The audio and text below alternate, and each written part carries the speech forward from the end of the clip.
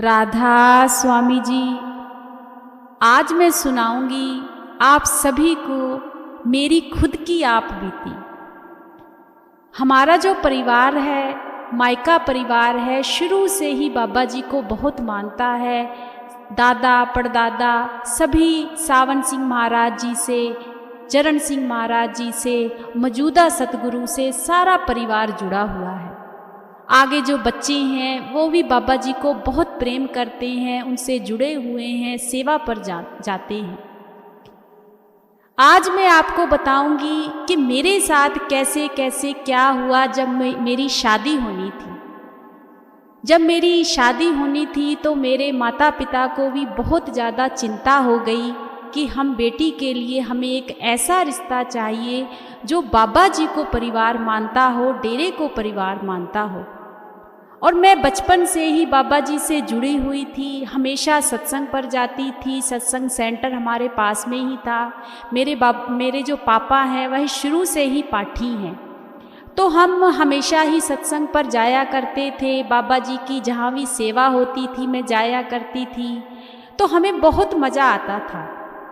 हमें और कुछ अच्छा ही नहीं लगता था, बस अपनी पढ़ाई करते थे, सत्संग पर जाते थे, सेवा पर जाते थे। तो ऐसे ही कैसे टाइम बीत गया, कैसे हम बड़े हो गए, हमें खुद को पता नहीं लगा। जब शादी का समय आया तो हर एक माता पिता को टेंशन होती ही है। मेरे माता पिता को भी टेंशन हुई। बहुत से रिश्ते आने शुरू हो गए कि हमें इस बेटी का रिश्ता चाहिए। लेकिन जो भी रिश्ते आते थे बड़े अच्छे आते थे, बड़े अच्छे परिवारों से आते थे, फॉरेन से भी आते थे, यहाँ से भी आते थे। कोई फौजी था, कोई कुछ था, कोई कुछ था, कोई डॉक्टर तक था। लेकिन कमी कहाँ पर थी कि वह सतगुरु को नहीं मानते थे और शराब पीते थे, मीट खाते थे। जब इस चीज़ का हमें पता लगता था तो मैं अपने मम्मी पापा से कहती थी कि मैं ऐसा रिश्ता नहीं करूँगी।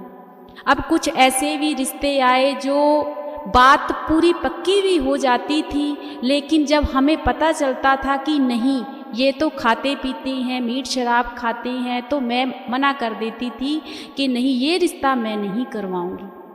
तो जो मेरी माता थी, जो मेरी मम्मी जी थी, वह इस चीज़ पर मेरे साथ जुड़ी हुई थी कि मेरी बेटी जहाँ कहेगी मैं वही रिश्ता करूँगी, नहीं तो नहीं करूँगी। और मैंने अपनी माँ से सिर्फ एक बात कही थी कि मम्मी देखो मैं मालिक से जुड़ी हुई हूँ, मुझे नहीं पता कि आने वाली ज़िंदगी मेरी कैसी है, क्या है, मुझे नहीं पता।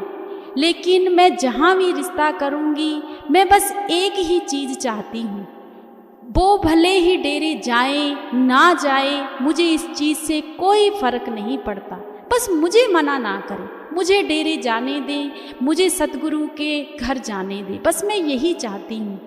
अब मेरी मम्मी कहने लगी बेटा अगर ऐसा कोई रिश्ता मिल भी गया, अगर उनके पास कोई जायदाद ना हुई या पैसे वाले ना हुए तो फिर कैसे ज़िंदगी व्यतीत करोगी।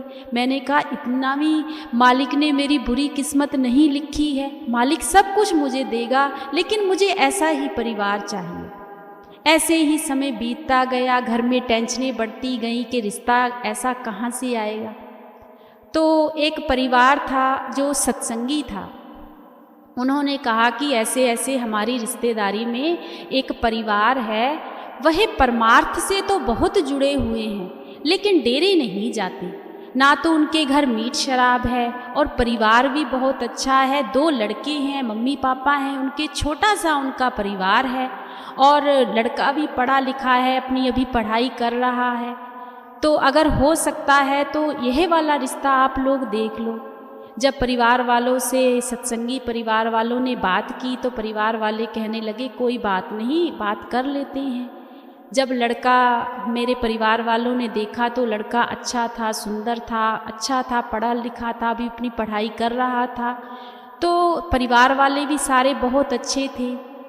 तो मेरे जो मम्मी पापा थे उन्होंने एक ही बात उनके आगे रखी कि ऐसा है रिश्ता ये तभी होगा अगर आप लोग जो हम कहेंगे उस बात से सहमत होंगे।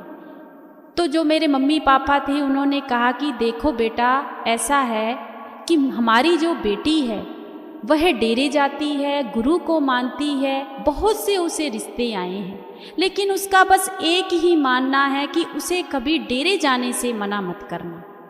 अब जो परिवार वाले थे बहुत ही अच्छे थे, बहुत ही सुलझे हुए थे। वह जो लड़का था वह भी कहने लगा, जो उसके माता पिता थे वह कहने लगे कि हमें इस चीज़ से क्या एतराज़ है, अगर वह डेरे जाती है तो जाए, लेकिन हम गुरु को हम डेरे नहीं जाएंगे, ना ही हमसे कहे। अब वह जो लड़का था वह भी कहने लगा कि डेरे जाने के लिए हमें ना कहे, हमें कोई एतराज़ नहीं है, वह डेरे जाएगी, आपके साथ जितनी बार जाना चाहे उतनी बार जाए। अब जो मेरे वचोले थे जिन्होंने रिश्ता कराया, तो वह कहने लगे कि बहुत बार ऐसा होता है कि लड़के वाले पहले तो हाँ कर देते हैं, लेकिन बाद में जो काम होता है, शादी हो जाती है, फिर लड़कियों को परेशान करने लगते हैं। तो वह परिवार वाले कहने लगे ऐसा कुछ नहीं होगा, यही हमारा वादा है। सारी बात हो गई। परिवार वालों ने आके मुझे बताया कि लड़का बहुत अच्छा है, ऐसे ऐसी हमने बात की है बेटा, सब कुछ ठीक है, अब तुम भी हाँ कर दो। अगर तुम्हारी हाँ होगी तो फिर हम देखा दिखाई करते हैं, फिर वो भी तुम्हें देख लेंगे। जब यह बात कही तो सच मानिए मेरा उस समय खुशी का कोई ठिकाना ही नहीं था। सबसे पहले तो मैंने अपने गुरु के आगे हाथ जोड़कर अरदास की कि शुक्र है मालिका तेरा कि ऐसा रिश्ता मुझे मिला है। जब हम लोग मिले, हमारे परिवार वाले, जब एक दूसरे को हमने देखा, लड़के ने मुझको देखा, मैंने देखा, सब कुछ ठीक ठाक हो गया। अब मैं बहुत इतनी समझ नहीं थी मेरे में, तो मेरे जो हाथ पैर थे वह सारे कांप रहे थे। मैं डर रही थी कि पता नहीं लड़का क्या कहेगा क्या नहीं कहेगा। अब मेरे साथ में जो वचोले थे वह भी बैठे हुए थे, तो वह कहने लगे कि बेटा घबराने वाली बात नहीं है, अगर तुम्हें भरोसा नहीं है ना तो एक बार तुम भी पूछ सकती हो। तो मैंने बहुत ही धीमी आवाज़ में मैंने पूछा कि ऐसे ऐसे मैं डेरे जाती हूँ, आप लोग मुझे मना तो नहीं करोगे? तो परिवार वाले, उसके मम्मी पापा कहने लगे बेटा नहीं, जो बात हो गई है हो गई है, हम तुम्हें मना नहीं करेंगे। इस चीज़ से मुझे बड़ी खुशी हुई। मालिक ने सारा कुछ ठीक कर दिया, हमारा रिश्ता तय हो गया। बहुत खुशी हुई कि मालिक ने मुझे सब कुछ दे दिया। जब रिश्ता तय हो गया मैं बहुत खुश। अब मैंने अपनी मम्मी से कहा कि मम्मी ऐसे ऐसे सारा कुछ बाबा जी ने बहुत अच्छा कर दिया है, तो अभी शादी भी 1-2 साल के लिए लड़के वालों ने भी मना कर दिया और मेरे परिवार वालों ने भी मना कर दिया कि शादी नहीं होगी अभी 2 साल, क्योंकि पढ़ाई कर रहे हैं, पहले इनकी पढ़ाई पूरी हो जाए उसके बाद ही हम लोग शादी करेंगे। तो हमें कोई एतराज़ नहीं था, उन्हें भी कोई एतराज़ नहीं था, सब कुछ बहुत अच्छा चलता रहा। दिल्ली में बाबा जी का सत्संग था, तो मैंने अपनी मम्मी से कहा कि मुझे दिल्ली ना सत्संग पर जाना है। तो जब मेरा रिश्ता हो गया था, हमारी एक दूसरे से बातचीत भी होती थी, तो मैंने अपने हस्बैंड से कहा कि ऐसे ऐसे मैं डेरे जा रही हूँ, वहाँ जाकर 2-3 दिन बात नहीं हो पाएगी क्योंकि वहाँ पर फ़ोन जमा हो जाते हैं, तो आपको कोई एतराज़ तो नहीं है? तो मेरे हस्बैंड कहने लगे कि जब पहले ही बात तय हो गई है मुझे कोई एतराज़ नहीं है, लेकिन वहाँ पर कोई पीसीओ वगैरह कोई तो कुछ तो होगा, चलो अपना हाल चाल ही बता देना। मैंने कहा कोई बात नहीं, वहाँ पर पीसीओ वगैरह होते हैं, मैं आपको एक आध बार फ़ोन ज़रूर करूँगी, लेकिन भीड़ बहुत होती है। हम लोग, मैं अपनी मम्मी के साथ, पापा के साथ, अपनी सिस्टर के साथ हम लोग डेरे चले गए, वहाँ पर दिल्ली गए। जब दिल्ली गए तो वहाँ पर हम लोग फ्राइडे के दिन चले गए, शुक्रवार को चले गए। अगले दिन सैटरडे था, प्रसाद मिलना था। जब रात को फ्राइडे वाले दिन हम सोए रात को वहाँ पर जाकर, तो मुझे एक सपना आया। सपने में क्या देखती हूँ कि मेरी जिस लड़के के साथ मेरा रिश्ता तय हुआ है ना, हम दोनों लोगों के फेरे हो रहे हैं। जब फेरे हो रहे हैं, हमारी पूरी शादी हो गई है, सारा कुछ हो गया, मालिक ने बहुत अच्छा, जैसे शादी होती है हमारी शादी हो गई है। फेरे मैंने अपनी आँखों से सपने में सब कुछ देखा। ना समझती, छोटी थी, इतनी अकल नहीं थी। जब मैं उठी तो मैं उठकर रोने लगी। मैं अपनी मम्मी से कहने लगी, मम्मी ऐसे ऐसे मुझे सपना आया है कि हम दोनों लोगों की शादी हो गई है। कुछ लोग तो ऐसा कहते हैं कि सपने में शादी देखना अच्छा नहीं होता। तो मेरी मम्मी कहने लगी, बेटा कैसी बातें कर रही हो तुम, कौन सा वहम कर रही हो?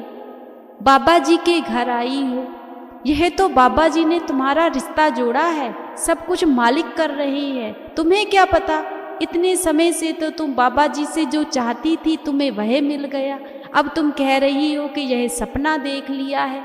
यह सपना नहीं है, यह हकीकत है। उस दिन मेरी माँ ने मुझे एक बात कही कि बेटा, मुझे इतना तो पता है कि जिस घर में तेरा रिश्ता तय हुआ है वह परिवार परमार्थ को तो बहुत मानता है, डेरे नहीं जाते हैं सतगुरु को, उन्हें पूरे सतगुरु की शरण, उन्हें नहीं पता कि पूरे सतगुरु क्या होते हैं। लेकिन आज मुझे यह एहसास हो रहा है कि देखना, एक दिन ऐसा जरूर आएगा कि पूरा परिवार तेरे साथ डेरे आएगा, देखना। तो जब यह बात कही तो मेरी आंखों में आंसू आ गए। मैंने कहा, नहीं माँ, ऐसा नहीं हो सकता, वह लोग तो बहुत ही, बस मुझे ही उन्होंने हाँ कही है। जितनी मैं उनसे बात करती हूँ, मैंने 1-2 बार उनसे बात की है, लेकिन वह इस चीज़ पर मानने को राजी ही नहीं होती। मैंने उनसे कहा था कि हम लोग डेरे चलेंगे दोनों लोग, वह मुझसे कहते हैं कि मुझे मत कहना। तो मेरी माँ कहने लगी, नहीं बेटा देखना। तो जब सैटरडे वाला दिन था, बाबा जी के हमने सवाल जवाब सुने, उस दिन प्रसाद मिलना था। प्रसाद में क्या हुआ, जब लाइनों में प्रसाद मिल रहा था तो मैंने अपने दोनों हाथ जब आगे किए तो मुझे बाबा जी ने 2 प्रसाद के पैकेट दिए। देखो, कभी ऐसा किसी के साथ नहीं होता, होता होगा, मालिक करता होगा दया मेहर, लेकिन मालिक ने मुझे 2 प्रसाद के पैकेट मेरे हाथों में आ गए। अब मैं इतनी ना समझ, मुझे इस चीज का एहसास ही नहीं हुआ कि मुझे 2 प्रसाद क्यों मिले। मेरी जो मम्मी थी वह प्रसाद लेकर आगे निकल गई, मैं पीछे थी। मैं पीछे पीछे जब गई तो मैंने जाकर मम्मी से कहा, मम्मी ऐसा है, मुझे ना सेवादारों ने ना 2 प्रसाद के पैकेट दे दिए हैं, 1 प्रसाद का पैकेट ना मैं वापस करके आती हूँ, ऐसा होता नहीं है। तो मेरी माँ ने मेरा हाथ पकड़ लिया। मेरी माँ कहने लगी, बेटा आज तो तुझे पूरा आशीर्वाद मिल चुका है, पूरा आशीर्वाद। तूने जो रात को एक सपना देखा कि तेरी शादी हो गई है, उस शादी का तुझे यह आशीर्वाद मिला है। यह 2 पैकेट जो प्रसाद की है ना, ये तेरे नहीं है, एक तेरा है, एक तेरे हस्बैंड का है। मैंने तुझसे कहा था ना कि मालिक तेरी पुकार जरूर सुनेगा, एक दिन वो भी डेरे जरूर आएगा। तू मानी नहीं, देख मालिक ने तुझे आशीर्वाद भी दे दिया। मैं तब भी मम्मी से जिद करी जाऊँ, नहीं मम्मी मैं प्रसाद वापस करके आती हूँ। मम्मी कहने लगी, बेटा तू क्यों नहीं मानती है, ये प्रसाद तेरा नहीं है, ये हम उस तक पहुँचाएंगे। जब यह बात सुनी तब भी मेरी आंखों में आंसू आ गए कि ये हो क्या रहा है सब कुछ। उसके बाद अगले दिन सत्संग था, सत्संग पर हमने सत्संग सुना और जो भी प्रोग्राम था होकर जब हम घर वापस आए, तो जब घर वापस आए तो मैंने अपने हस्बैंड से फ़ोन पर बात की। जब मैंने फ़ोन पर बात की तो मैंने उनसे कहा कि ऐसे ऐसे जब हम डेरे गए थे वहाँ पर हमें प्रसाद मिला है, तो आपके नाम का भी प्रसाद मिला है। तो मेरे जो हस्बैंड थे वह बिल्कुल भी डेरे को नहीं मानते थे, बाबा जी को नहीं मानते थे और कहते थे तू जो करना चाहती है कर, मैं तेरे साथ खड़ा हूँ, लेकिन मुझे इस चीज़ों में लपेटने की ज़रूरत नहीं है। मुझे बड़ा दुख हुआ तो मैंने कहा कि यह जो प्रसाद आया है ना, यह हम आप तक पहुँचाना चाहते हैं। तो वह मेरे हस्बैंड कहने लगे, मैं कोई प्रसाद वरसाद नहीं खाऊंगा, तुम्हें खाना है खाओ, ऐसे कैसे मेरे हिस्से का प्रसाद मिल गया है। तो मैंने फ़ोन काट दिया। जब मैंने फ़ोन काट दिया तो मैंने अपनी मम्मी से कहा, मम्मी वह ऐसे ऐसे मेरे हस्बैंड कह रहे थे कि मुझे ये प्रसाद नहीं खाना, अब क्या करें। मुझे तो ऐसे लगता है कि शादी के बाद ये लोग मुझे डेरे भी नहीं जाने देंगे। तो मम्मी कहने लगी, नहीं बेटा ऐसा कुछ नहीं है, सब कुछ ठीक हो जाएगा। थोड़े ही टाइम के बाद 4-5 घंटे निकले, मेरे हस्बैंड का दोबारा से मुझे फ़ोन आया। तो वह कहने लगे कि ऐसा है कि जो भी तुझे प्रसाद मिला है ना, तू ऐसे करना मेरे तक पहुंचा देना। तो मेरे परिवार वाले बहुत खुश हुए। हमने कहा ठीक है, हम पहुंचा देंगे। अब वह प्रसाद उनके पास पहुंच गया। उसके बाद जो कुछ भी मेरी ज़िंदगी में हुआ है, यह बहुत ही लंबी स्टोरी है। मेरे हस्बैंड सतगुरु से कैसे जुड़े, मेरा परिवार कैसे जुड़ा, यह मैं आपको आने वाली वीडियो में पूरा बताऊंगी। यह वीडियो, यह जो बातें बताने का हमारा बहुत बड़ा एक मकसद है कि देखो मालिक कैसे अपनी रूहों को अपनी ओर खींचता है। बस उस मालिक की निगाह होनी चाहिए और पूरा अटूट भरोसा होना चाहिए कि मालिक अपनी रूहों को अपनी ओर कैसे खींचता है।